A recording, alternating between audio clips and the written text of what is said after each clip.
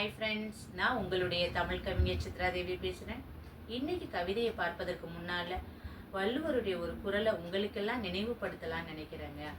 அதாவது இடும்பைக்கு இடும்பை படுப்பர், இடும்பைக்கு இடும்பை படாதவர் அப்படின்னு சொல்லியிருக்கார்.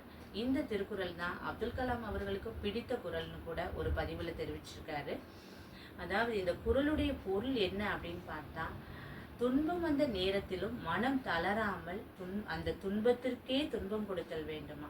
ஆமாம் ஃப்ரெண்ட்ஸ், நமக்கெல்லாம் பல நேரங்களில் துயரங்கள், துன்பங்கள், தோல்விகள், கஷ்டங்கள் எது வேணாலும் நடக்கலாம்.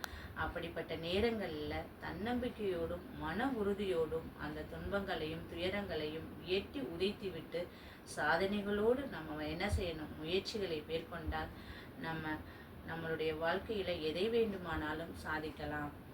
வாங்க ஃப்ரெண்ட்ஸ், இன்றைய கவிதையின் தலைப்பும் தோல்விதான். தோல்வி.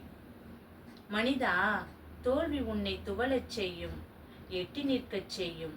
தோல்வி உன்னை காயப்படுத்தும், வெட்கப்படுத்தும். தோல்வி உன்னை உறங்கச் செய்யாது, உண்ணச் செய்யாது.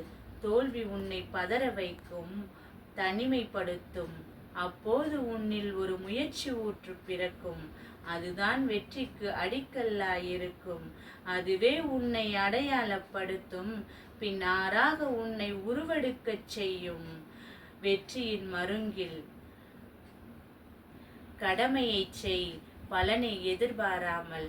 வானமும் உன் கையில் வசப்படும்.